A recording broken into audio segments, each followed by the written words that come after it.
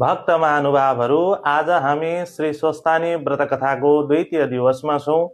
आज हजुरहरूलाई म द्वितीय अध्याय श्रवण गराउनेछु। आउनुहोस् सबैले हात जोडेर नमस्कार गर्नुहोला। हामी सर्वप्रथम त वन्दना गर्नेछौँ, मङ्गलाचरण गर्नेछौँ, तत्पश्चात हामी कथालाई अगाडि बढाउनेछौँ। यं ब्रह्मा वरुणेन्द्र रुद्रमरुतः स्तुन्वन्ति दिव्यैस्तवे वेदे साङ्गपदक्रमोपनिषदैर्गायन्ति यं सामगाः ध्यानावस्थित तदगतेन मनसा पश्यन्ति यं योगिनो यस्यान्तं न विदुसुरासुरगणा देवाय तस्मै नमः। श्रीमच्चन्दनचर्चितो जलवपु शुक्लाम्बरा मल्लिका मालालङ्कृतकुण्डलप्रविलसन्मुक्तावलयशोभिता सर्वज्ञाननिधानपुस्तकधरा रुद्राक्षमालाकरा वाग्देवी वदनम्बुजे वसतु मे त्रैलोक्यमाता चिरम्। मुखं करोतु वाचालं पङ्गुलङ्गयते गिरिं यत्कृपातमहं वन्दे परमानन्दमाधवम्। नमो भगवते तस्मै व्यासाय मिततेजसे यस्य प्रसादात् वक्ष्यामि नारायण कथामिमम्।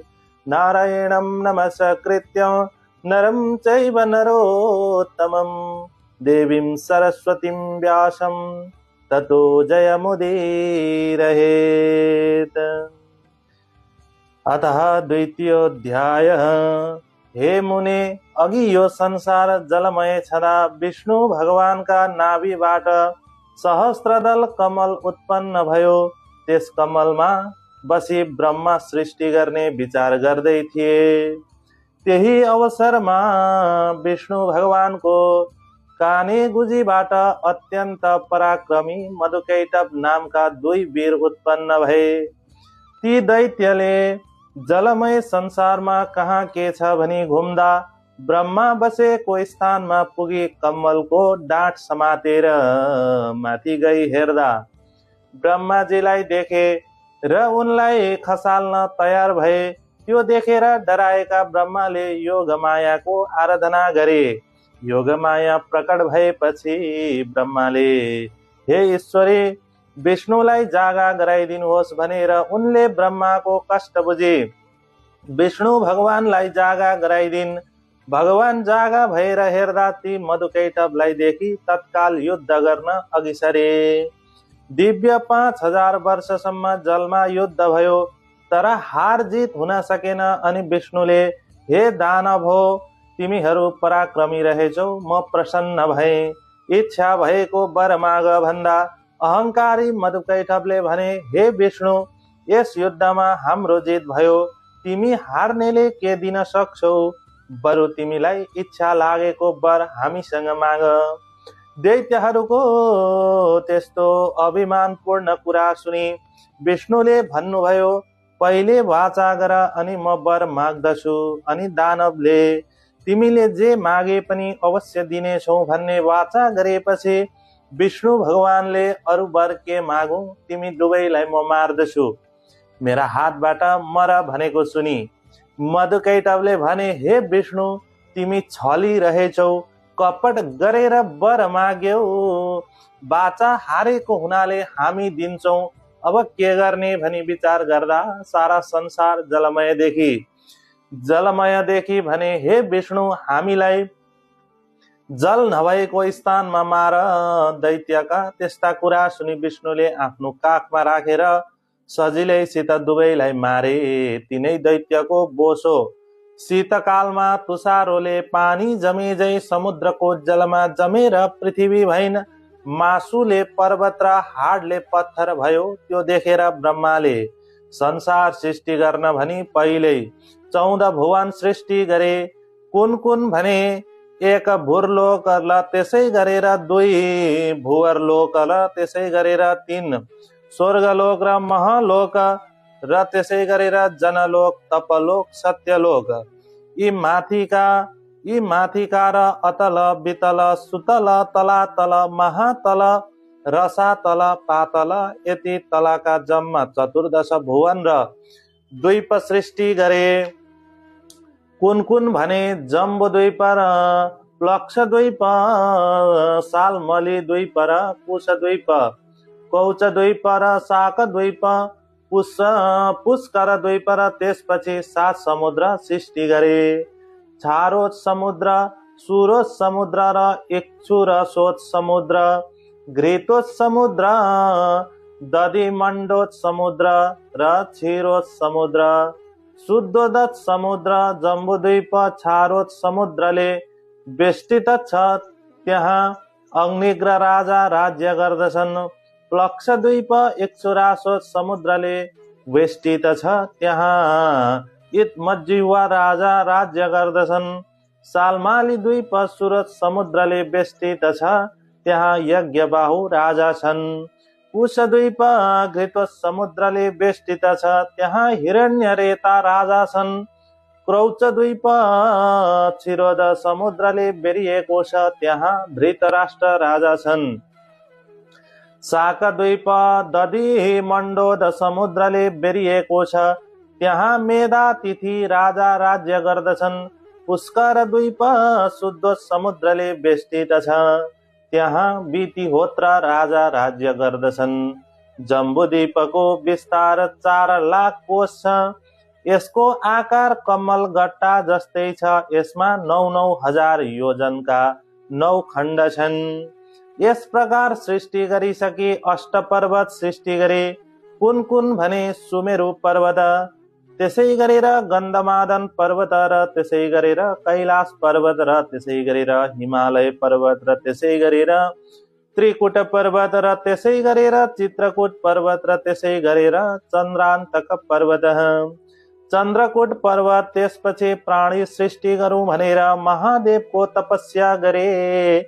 दिव्य 12,000 वर्ष कठोर तपस्या गरेपछि महादेव प्रकट भएर ब्रह्मन तिम्रो तपस्याले म प्रसन्न भए, वर माग भन्ने आज्ञा भएको सुनि ब्रह्माले अनेक उपचारले शिवको पूजा गरी स्तुति गर्न लागे। हे ईश्वर, आफैले अनेक ब्रह्माण्डको रचना गरी आफ्नै मायामा भुलिरहेका त्यस्ता हजुरलाई कोटि कोटि नमस्कार। एक मूर्तिबाट 3 मूर्ति ब्रह्मा विष्णु शिव भइरहेका त्यस्ता हजुरलाई कोटि कोटि नमस्कार। हे ईश्वर, हजुरको महिमा वर्णन गर्न शेष र शारदाले पनि नसकेको म कसरी समर्थ हुनेछु। हजुरको कृपाले द्वीप समुद्र पर्वत सृष्टि गरे। अब प्राणी सृष्टि गर्न सकूं यही वर दिनुहोस् भनी बिन्ती गरे। ब्रह्माजीको प्रार्थना र आग्रह बुझी महादेवले आज्ञा भयो, ब्रह्मान तिमी प्राणी सृष्टि गर्न सके भनी वरदान दिनुभयो। अनि ब्रह्माले महादेवलाई दण्डवत गरी प्राणी सृष्टि गर्न सुमेरु पर्वतमा गए। पहिल्यै शिवलोक, विष्णुलोक, ब्रह्मलोक, उमालोक, स्कन्दलोक र अरू अनेक लोक सृष्टि गरे। तिनमा सबभन्दा माथि सत्यलोक सृष्टि गरे। अनि सुमेरु पर्वतको पूर्व दिशामा अमरावती, आग्नेय कोणमा शुद्धवती र दक्षिण दिशामा यमपुरी, नैऋत्य कोणमा कृष्णवती र त्यसै गरेर पश्चिम दिशामा श्रद्धावती र त्यसै गरेर ईशान कोणमा यशोवती नामका पुरीहरू रचना गरे। त्यसपछि स्थावर जंगम सृष्टि गरे। अनि प्राणी सृष्टि गर्ने इच्छा भयो र मनले चिताउन साथ कश्यप प्रभृति 100 ऋषि सृष्टि भए। त्यति सुनेर अगस्त्य मुनिले सोधे, हे कुमारजी, हजुरको वचन रूपी अमृत मेरो कान रूपी जिब्रोले बराबर पिउन माग्दैछ। अब देव दानव पशु पंक्षी मनुष्य कसरी सृष्टि भए त्यो सुन्ने इच्छा छ। मुनिको इच्छा जानेर कुमारजी आज्ञा गर्नुहुन्छ। हे अगस्त्य, हे मुनि, कश्यप ऋषिका 1 अदिति, 2 दिति र 3 धनु र त्यसै गरेर 4 कारा 5 घोडा र त्यसै गरेर 6 सिम्मिका र त्यसै गरेर 7 क्रोधा र त्यसै गरेर 8 प्राधा र त्यसै गरेर 9 बलिष्ठा र त्यसै गरेर 10 विनता र 11 कपिला र त्यसै गरेर 12 कद्रु र त्यसै गरेर 13 मनु यस्ता स्त्रीहरू थिए। अथ दितिका गर्भबाट हिरण्यकाश्यपु आदि दैत्य जन्मे। अदितिका गर्भबाट चन्द्र सूर्य आदि 33 कोटी देवताहरू जन्मे। दनुका गर्भबाट दानवहरू जन्मे। कारा घोरक गर्भबाट गन्धर्वहरू जन्मे। सिम्मीका गर्भबाट राहु जन्मियो र प्राधाका गर्भबाट उर्वशी आदि अप्सराहरू जन्मे। क्रोधाका गर्भबाट क्रोध जन्मियो। मनुका गर्भबाट ब्राह्मण क्षत्रिय वैश्य र शूद्र यी 4 थरी मनुष्य जन्मे। बलिष्ठा र विनताका गर्भबाट अरुण गरुण सम्पाति मयूर कोकिला चखेवा जीवञ्च जीव मुनिया धोबिनी राजहंस आदि पंक्षीहरू जन्मे। कपिलाका गर्भबाट कामधेनु सिंह शार्दूल बाघ हात्ती घोडा मृग जरायो गैंडा खरायो आदि पशुहरू जन्मे। कद्रुका गर्भबाट शेषनाग अनन्तनाग पद्मनाग वासुकी नाग र कुलिका नाग कर्कोटक नाग तक्षक नाग शंखनाग आदि अष्टनागहरू जन्मे। यसरी देवता ऋषि यक्ष गन्धर्व किन्नर अप्सरा नाग मनुष्य पशु पंक्षीहरू सृष्टि भएको देखि ब्रह्माले तिनीहरूलाई खाने आहारा धान जौ तिल आदि अनेक तरहका अन्न र फलफूल सृष्टि गरे। हे मुने, यो मैले अत्यन्त संक्षेपमा भने, अरु पुराणबाट विस्तारले बुझ्नेछौ।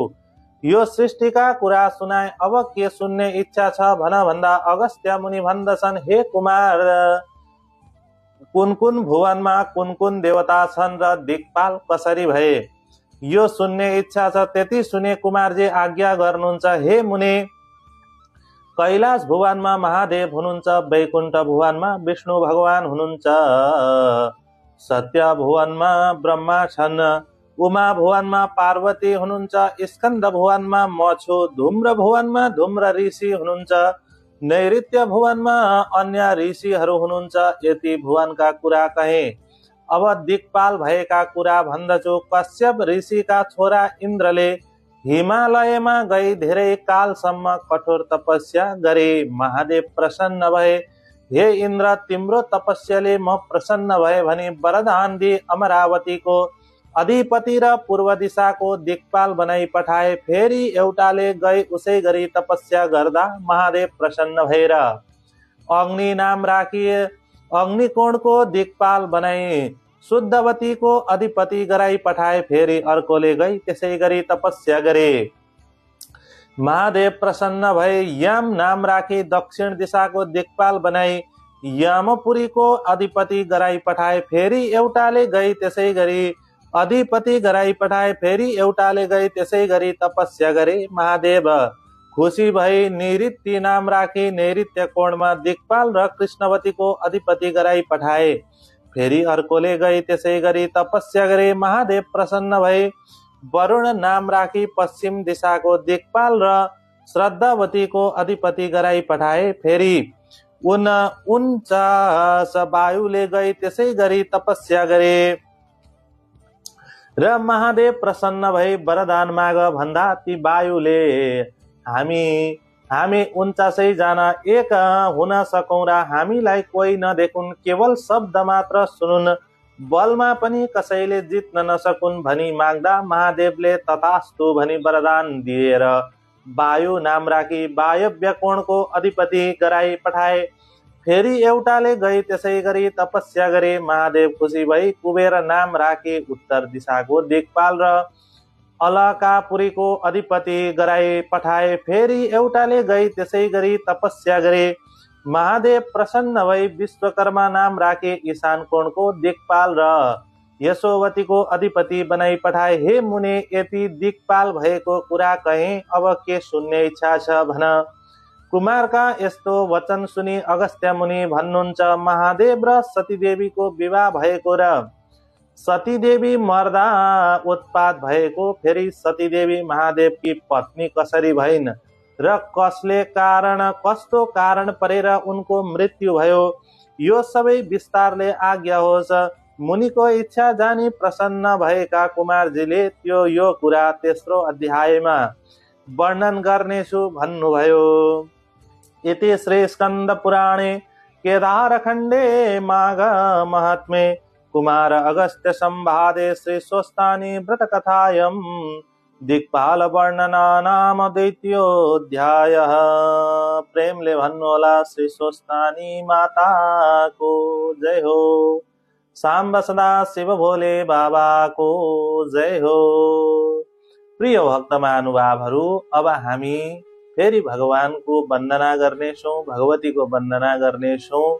तत्पश्चात हामी कथालाई विश्राम गर्नेछौँ। आउनुहोस् सबैले आँखा चिम्म गर्नुहोला, हात जोड्नुहोला। उपनयतु मङ्गलं वसकल जगन मङ्गलालय श्रीमान् दिनकर किरण निबोधित नवनलिन दल निवेक्षण कृष्ण काले वर्षतु पर्जन्यः पृथिवी सस्यशालिनी देशोऽयं क्षोभराहितो ब्राह्मणाः सन्तु निर्भयाः अपुत्राः पुत्रिणः सन्तु पुत्रिणः सन्तु पौत्रिणः निर्धनाः सदनाः सन्तु जीवन्तु शरदां शतम्। तत्रैव गंगा यमुना च तत्र गोदावरी सिन्धु सरस्वती च तीर्थानि सर्वाणि वसन्ति तत्र यत्राच्युतोद्धार कथा प्रसंग या कुन्देन्तु तुषारहार धवला या शुभ्रवस्त्रावृता या वीणावरदण्डमण्डितकरा या श्वेतपद्मासना या ब्रह्माच्युतशङ्करा प्रविविधिर्देवी सदा वन्दिता सा मां पातु सरस्वती भगवती निःशेषजाड्यापहा कायेन वाचा मनसेन्द्रियर्वा बोध्यात्मना वा प्रकृति स्वभावद करोमि यद्य सकलं परस्मै नारायणायेति समर्पयेत। मंत्र पुष्पांजलि समर्पयामि। श्री स्वस्तानी देव्यै नमः। प्रेमले भन्नुहोला श्री स्वस्तानी भगवती जगदीश्वरी माता को जय हो। सांब सदा शिव भोले बाबा को जय हो। आज का आनंद को जय जय हो। नमः पार्वतीपते हर हर हर महादेव शंभो।